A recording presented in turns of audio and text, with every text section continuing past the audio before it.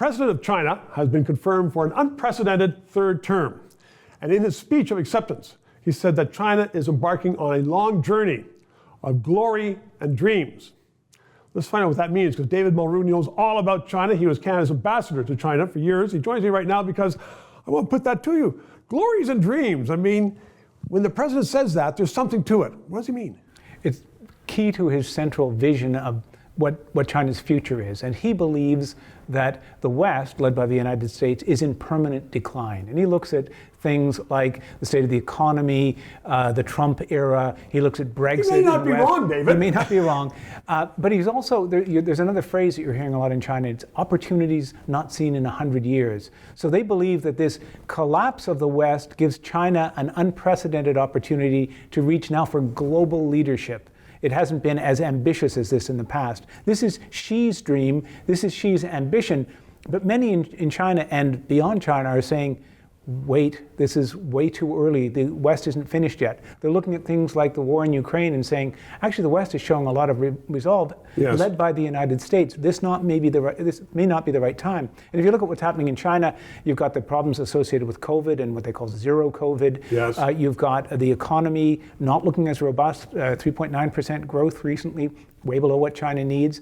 And you've got Xi also picking fights with different countries around the world. The quiet people around Xi are saying, slow down a little bit. Maybe this is not the right time. But nobody's listening to that. This is Xi's story now, and he's leading it. Okay, so if the government is behaving very aggressively around the world, and you're right, the Western world is in decline, but it's not finished yet. It's going to be a long time. How is that going to impact Canada? I mean, we kicked out Huawei, but I mean, will Canada have a role to play, or will it have to be a defensive role?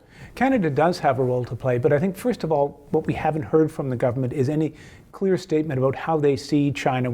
Other countries are speaking about China as a strategic competitor, and they're aligning their policies accordingly. We haven't started to do that. You're hearing a few murmurs from Liberal cabinet members like Chrystia Freeland about friend-shoring. That is getting your supplies from countries that you consider to be reliable. But they didn't mention China specifically. But these are the kind of readjustments that countries are going to need as we look at what will unfortunately be a world that is much more divided between a Chinese-dominated sector and a Western US-dominated sector.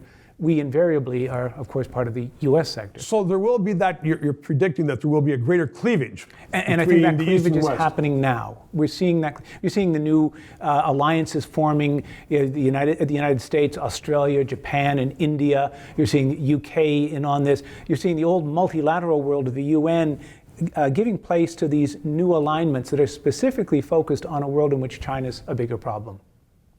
Could be a bigger problem. But David Mulroney, for another time. Thank you very much. 3 minutes. So in 1 year during the pandemic, CBC paid themselves $33 million in bonuses above their great salaries.